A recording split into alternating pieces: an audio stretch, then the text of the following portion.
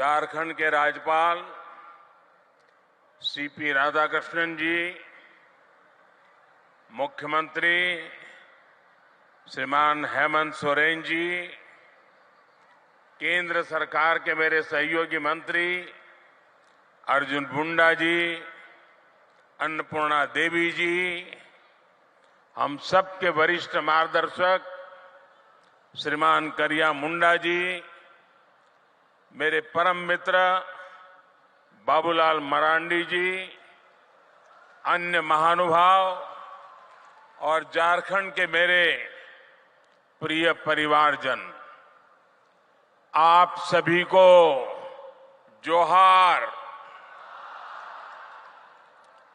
आज का दिन सौभाग्य से भरा हुआ है। मैं कुछ देर पहले ही भगवान बिरसा मुंडा की जन्मस्थली उलीहातू से लौटा हूं।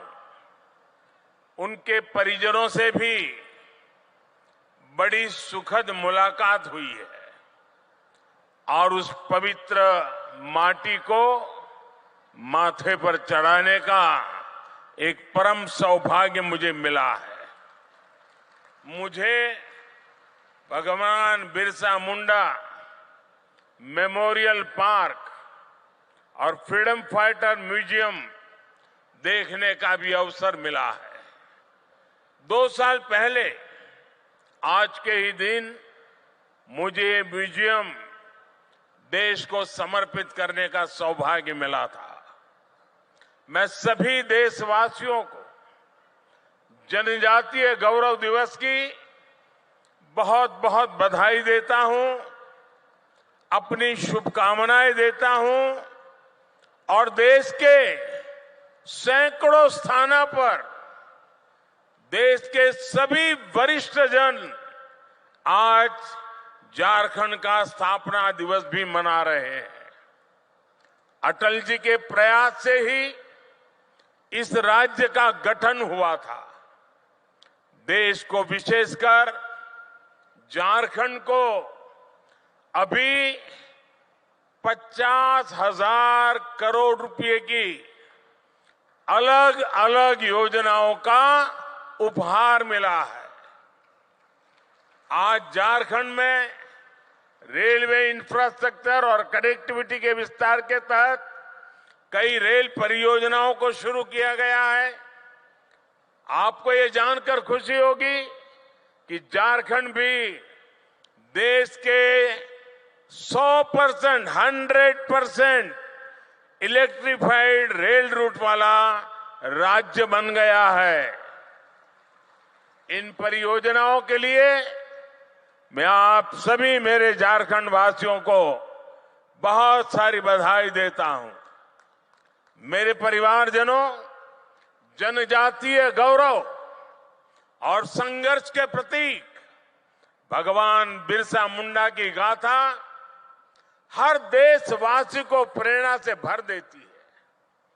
झारखंड का कोना कोना ऐसे ही महान विभूतियों को उनके हौसलों और अनथक प्रयासों से जुड़ा है।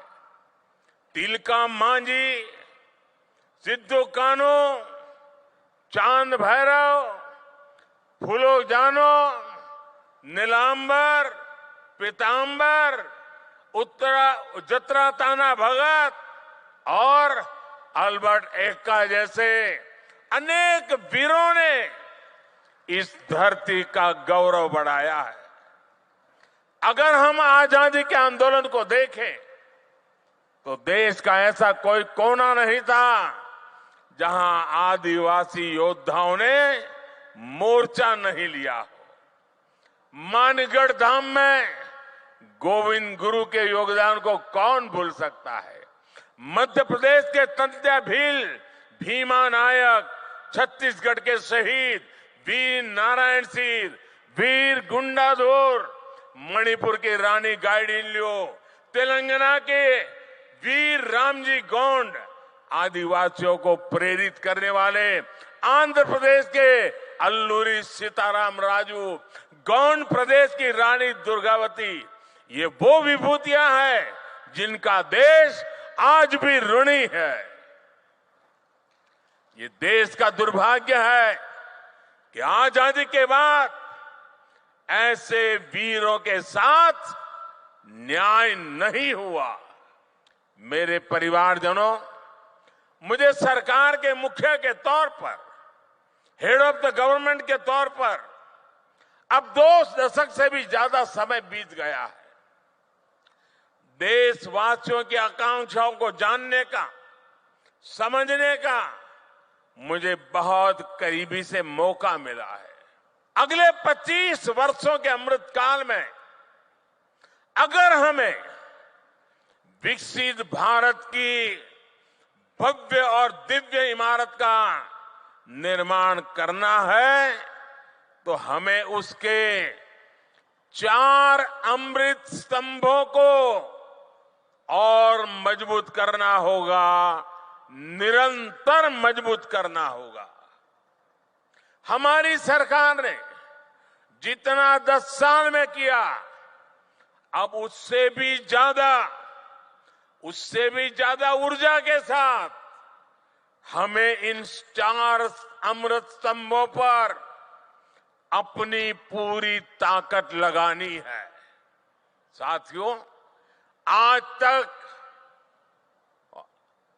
और आजकल हर तरफ भारत की इस सफलता की चर्चा है कि हमारी सरकार के 5 वर्षों में 13 करोड़ से ज्यादा लोग गरीबी से बाहर निकले हैं।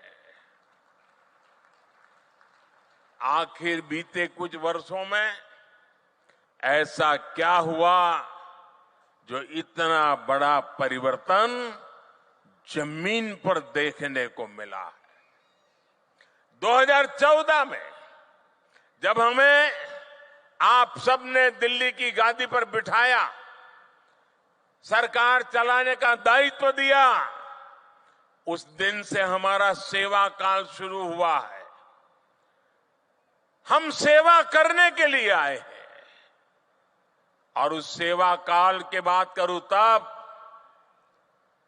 उस समय हमारे आने से पहले भारत की एक बहुत बड़ी आबादी मूलभूत सुविधाओं से वंचित थी। देश के करोड़ों गरीबों ने इस बात की उम्मीद भी छोड़ दी थी कि कभी उनका जीवन बदल पाएगा। और सरकारों का रवैया भी ऐसा था कि वो खुद को जनता का माई बाप समझती थी।